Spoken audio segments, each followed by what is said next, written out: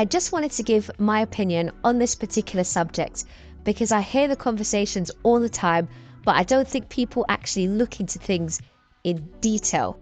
If we get rid of all landlords, all first-time buyers can then get on the housing ladder. And it just doesn't work like that. First and foremost, there are people that just do not want to buy. Let's look at an example, people in council or housing association properties. For all people that qualify, why don't you just go and buy your property? If you sit down and you have a conversation with a mortgage broker, a lot of the times you don't need a deposit, that is the absolute greatest opportunity you will have in a lifetime. If you have a council or housing association property, what is the reason that you haven't bought? A lot of people just don't want to buy. And I do hear a lot of the times people be like, who's going to do the repairs then? You also have a lot of people that just want to stay mobile. You know, today you could be living in a penthouse in Edinburgh. 1 year's time you decide that you might want a farmhouse in Shropshire. Then you might decide that you want a one-bed studio in East London. If you don't have your own property and you rent, you can be very mobile. Maybe your job requires you to be mobile.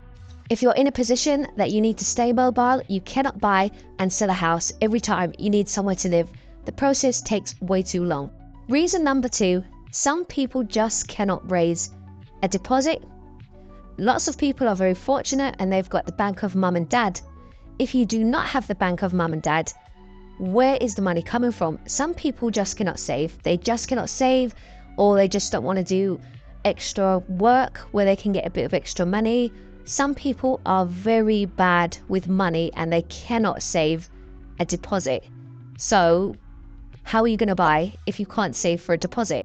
Some people can be fortunate to have the deposit come from a divorce or inheritance, but if your only option and your only choice in life is to save for a deposit, speak.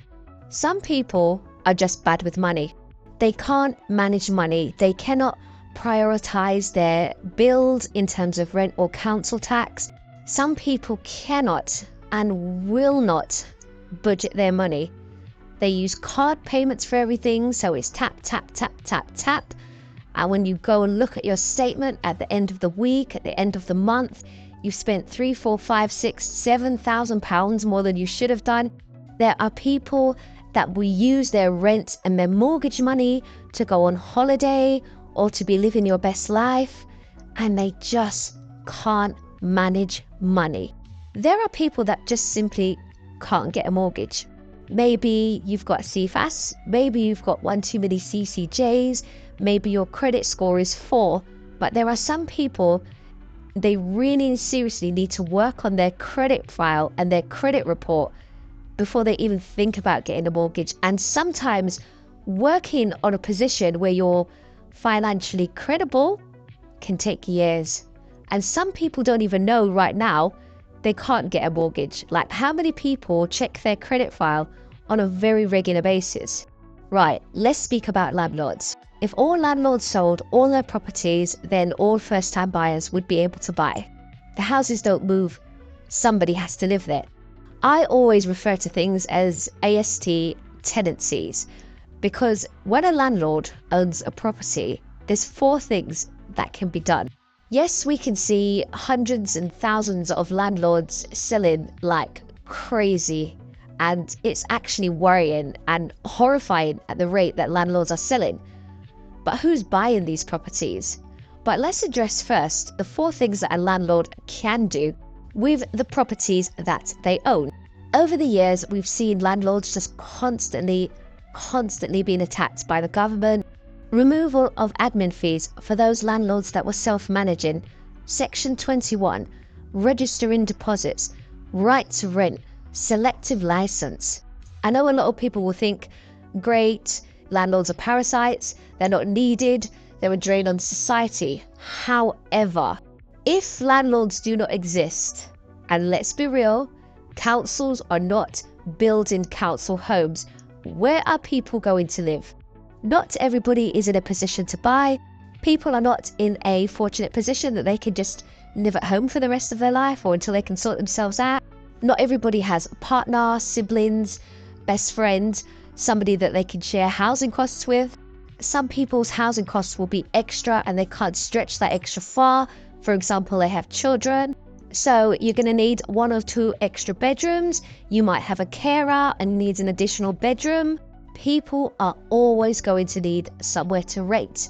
So what are the 4 things that a landlord can do? A landlord can sell their property and a first-time buyer buys it. Brilliant, fantastic. This is the dream. This is what everybody hopes. The problem is the one thing that everybody seems to forget. To get a first-time buyer into a landlord's property, a tenant has to be evicted, and the tenant still needs somewhere to live. If the property is still tenanted, then the property is only open to another landlord. So if a landlord is selling a property, for the property to be open to everybody, they have to evict the tenant. Hence why there are so many people right now going through a lot, because their landlord wants to sell and they're looking around the market and it's just, my gosh, the rents are £200 more, £300 more, £750 more. If the property is tenanted and the landlord is going to sell the property with the tenant in there, then what type of landlord is going to buy that property? Is it going to be another private individual landlord, or is it going to be one of the big corporates? The second thing a landlord could do is just leave the property empty.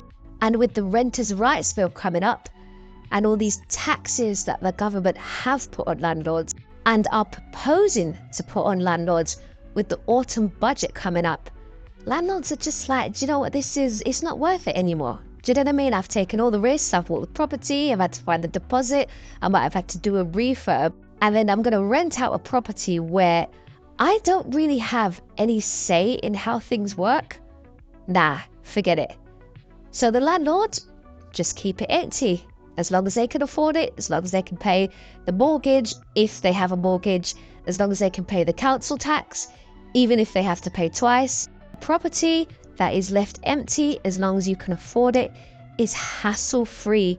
Having a tenant who has so much rights over the landlord, nah, forget it, it's not worth it. Third thing that a landlord could do with a property is just put it on the short-term market. They're not tenants, they're guests. And you don't want a landlord who has the right property in the right area getting a taste of short-term money, because with short-term you are charging by the night instead of per coming month, and it's lucrative. Short-term lets, the right property in the right area, is very lucrative, and if a landlord gets his little sticky toffee pudding on that, there's no way he's going back to an AST tenant. Absolutely not. Short-term lets are a full-time job. You are running mini hotels, you are charging by the night, and some provide a service in terms of someone comes in and changes the bed sheets every other day, and also pickups from airports or wherever your guests are coming from. And the fourth thing that a landlord can do with his property, very controversial, will be to let it out to a third party company. A company that will rent a property because they house ex-convicts. You could have a company that will rent a property to house their homeless. And the very controversial, you could have a company that will rent a property to house asylum seekers. Whether the landlord leaves it empty, puts it on short-term lets, or rents it out to a third-party company, it is not being let to an ASD tenant, and it will shorten the amount of properties that are available to rent. If you get rid of all the landlords, it doesn't mean that a first-time buyer is going to buy the property. Not everybody can buy a property. Some people are going to rent for the rest of their life. That's just how it is. If all the private landlords sold up tomorrow, where are people going to live that cannot buy? The first thing they will do is request housing from the council. They might not want to live where council properties are available. What do you do? What do you do if you want to stay in the same particular area because of work, because of schools, because of local connections, and the rent is 3, 4, 5, 6 extra £100, what do? You still need somewhere to live. The big question, who takes priority? Should it be long-term renters or first-time buyers? If you follow the channel, then you know not everywhere that a landlord owns a property is necessarily desirable to a first-time buyer. And with landlords selling at an alarming rate today and councils not building enough homes today, where are long-term renters going to live? Or is homeless the new norm? Homeless people are not only the people that we see on the street. Homeless people are people who are sofa surfing.